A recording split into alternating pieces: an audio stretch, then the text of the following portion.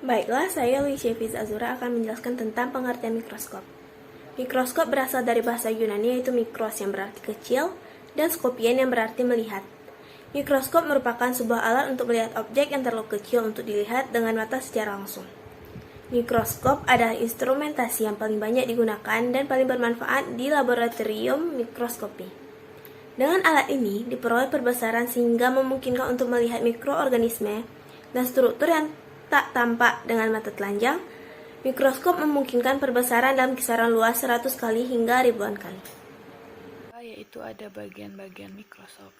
Bagian-bagian mikroskop digolongkan menjadi dua jenis, yaitu ada bagian optik dan bagian non-optik atau disebut juga dengan bagian mekanik.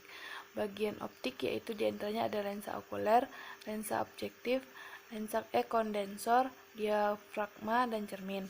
Dimana lensa okuler adalah lensa yang terdapat di bagian ujung atau paling atas dari bagian mikroskop, dan di sini merupakan dimana pengamat untuk mendekatkan matanya untuk melihat objek.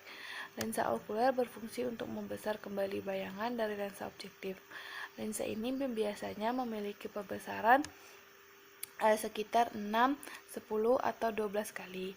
Yang kedua yaitu ada lensa objektif. Lensa objektif merupakan lensa yang dekat dengan objek.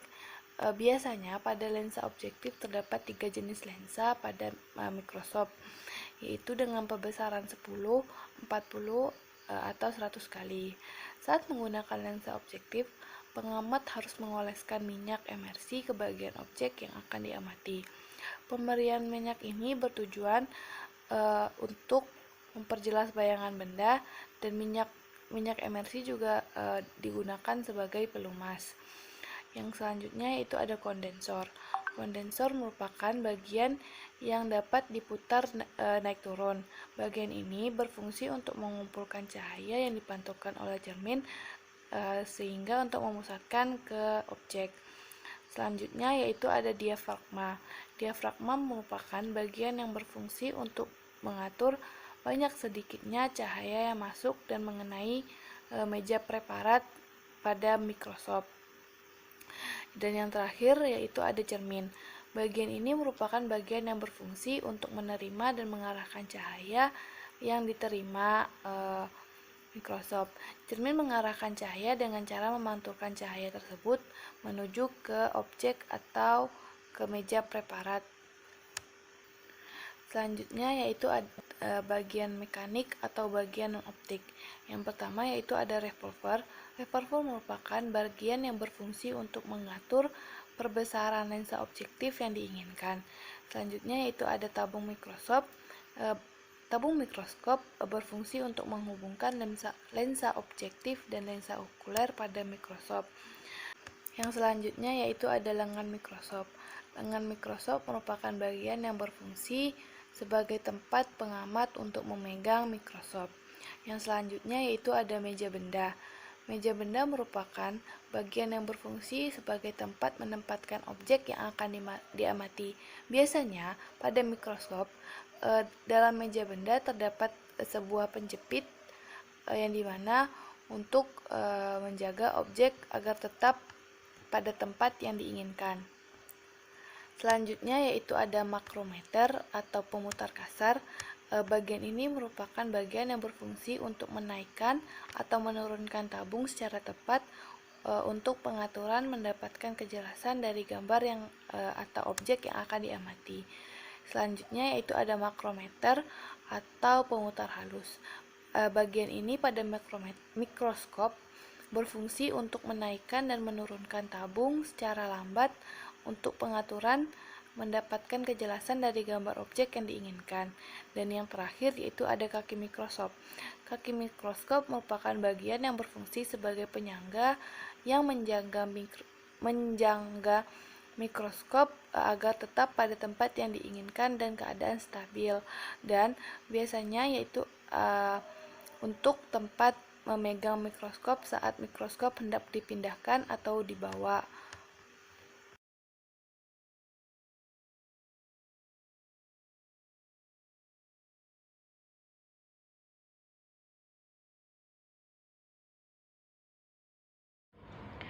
Saya Nabila Ananda Krisdamayanti dengan NIM 19231080 akan menjelaskan mengenai teleskop. Yang pertama yaitu pengertian teleskop. Teleskop ialah sebuah alat bantu penglihatan optik untuk mengamati sebuah benda-benda yang jauh, terutama benda yang berada di langit seperti bulan dan bintang. Teleskop bisa menjalankan fungsi tersebut dikarenakan kemampuannya memperkuat cahaya dan memperbesar bayangan, sehingga sebuah benda-benda yang jauh bisa terlihat lebih dekat dan jelas. Teleskop juga sering disebut juga dengan teropong. Selanjutnya yaitu bagian-bagian dari teleskop. Yang pertama yaitu lensa cembung, yaitu suatu lensa yang bersifat untuk mengumpulkan sebuah cahaya atau konvergen. Selanjutnya lensa cekung, yaitu sebuah lensa yang bersifat menyebarkan sebuah cahaya atau divergen. Selanjutnya cermin cembung, yaitu suatu cermin yang berfungsi untuk menyebarkan suatu cahaya. Selanjutnya yaitu cermin cekung, sebuah cermin yang bisa mengumpulkan suatu cahaya. Selanjutnya ada jarak fokus, satu jarak yang diperlukan oleh sebuah lensa atau cermin untuk mengarahkan sebuah cahaya pada titik fokus. Yang selanjutnya bidang pandang, yaitu sebuah area langit atau daerah yang bisa dilihat dan diamati melalui sebuah teleskop. Selanjutnya perbesaran, yaitu panjang fokus teleskop yang dibagi dengan panjang fokus lensa pada sebuah mata. Selanjutnya ada resolusi, yaitu suatu jarak terdekat di antara kedua buah objek yang masih dapat dilihat sebagai dua objek yang terpisah. Pada bagian-bagian teleskop, yang paling vital atau paling penting yaitu sebuah lensanya. Teleskop memiliki dua buah lensa positif atau cembung yang terletak dekat dengan suatu objek, disebut dengan lensa objektif. Dan yang terletak dekat dengan mata tempat pengamat melihat objek yang disebut juga dengan lensa okuler. Pada teleskop bumi ini juga terdapat sebuah lensa pembalik, yaitu yang berfungsi untuk membalikkan suatu bayangan tanpa melakukan pembesaran, sehingga bayangan akhir yang terbentuk bisa tegak seperti arah benda semu. Baik, saya akan menjelaskan materi selanjutnya mengenai jenis-jenis teleskop. Yang pertama yaitu teleskop reflektor. Teleskop reflektor adalah teleskop yang menggunakan cermin sebagai pengganti terhadap lensa untuk menangkap cahaya. Yang kedua yaitu teleskop refraktor.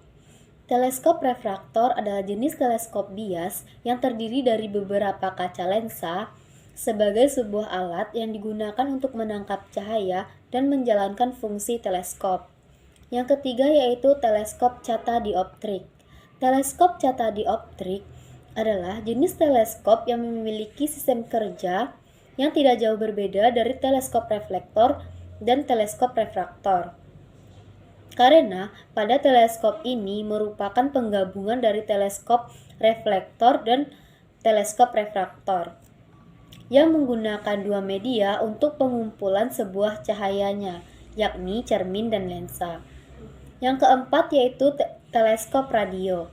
Yang kelima, teleskop Bushnell. Digunakan untuk melihat objek dari kejauhan. Teleskop ini bekerja dengan bantuan dua lensa yang akan menangkap cahaya yang datang dari objek dan kemudian ke titik fokus. Teleskop ini sangat diperlukan dalam astronomi serta di daerah non-astronomi untuk tujuan tertentu. Assalamualaikum warahmatullahi wabarakatuh. Perkenalkan, nama saya Rani Fadila dengan NIM 19231138. Untuk mengumpulkan Baiklah, sebuah di sini cahaya saya dan akan memfokuskan melanjutkan lebih besar materi dari segi tentang diameternya, sehingga lebih banyak cahaya yang aberasi dikumpulkan. lensa. Lensa Dengan adalah demikian, sebuah kita bisa alat melihat untuk suatu mengumpulkan benda cahaya yang atau letaknya jauh, bahkan tidak bisa menyebarkan dilihat cahaya dengan kasat mata. yang biasanya terbuat dari gelas yang dibentuk. Selanjutnya, dalam bidang astronomi, Ada dua fungsi jenis dari lensa, teleskop yaitu pertama tanpa adanya konveks sebuah lensa teleskop, atau para lensa ahli cembung astronomi tidak bisa yang melakukan biasa tugasnya disebut dengan lensa dengan secara konvergen. detail. Sehingga sesudah dipatenkannya sebuah teleskop astronomi oleh Galileo, maka banyak planet dan sistem lainnya yang terletak di dalam tata surya yang bisa diamati, seperti Galileo Galilei langsung mengamati sebuah planet Venus dan Jupiter dengan teleskopnya. Selanjutnya itu lensa positif. Sinar-sinar utamanya adalah sebagai Lainnya berikut. yakni Hubble teleskop yang diletakkan di luar angkasa untuk mengirim sebuah gambar dengan menggunakan suatu gelombang elektromagnetik. Gelombang tersebut akan ditangkap oleh bumi dengan hasil yang jernih. Jadi, teleskop ini membantu manusia untuk mengamati suatu benda-benda di luar angkasa. Baiklah, sekian presentasi dari kelompok kami. Jika ada yang salah, kami mohon maaf. Wassalamualaikum warahmatullahi wabarakatuh. Pergeseran tersebut dapat diabaikan. Yang ketiga, sinar fokus. Digambar melalui titik fokus pertama. Selanjutnya itu lensa negatif. Sinar-sinar utamanya adalah sebagai berikut. Pertama, sinar sejajar. Digambar sejajar sumbu utama. Sinar ini menyebar dari lensa berasal dari titik fokus kedua. Sinar pusat. Digambar melalui pusat atau vortex. Lensa sinar ini tidak dibelokkan. Yang ketiga, sinar fokus. Digambar menuju fokus pertama. Sinar ini memancarkan sejajar sumbu utama. Perkenalkan, saya Septiza Kurniakova dengan NIM 19231144. Di sini saya akan menjelaskan tentang macam-macam abrasi cahaya pada lensa. Abrasi cahaya pada lensa ada 3 macam, yaitu abrasi sferis, kromatik, dan monokromatik. Yang pertama, abrasi sferis. Ada 2 jenis abrasi sferis, yaitu abrasi sferis aksial dan abrasi sferis lateral. Abrasi sferis aksial menimbulkan ketidakpastian letak bayangan sepanjang arah sumbu optik, sedangkan abrasi lateral menyebabkan kekaburan bayangan titik sumber sinar berupa bundaran kekaburan pada arah tegak lurus sumbu optik. Abrasi yang mirip dengan abrasi sferis yaitu yang pertama, koma. Koma adalah abrasi yang terjadi saat bayangan suatu objek terproyeksi keluar dari sumbu utama lensa.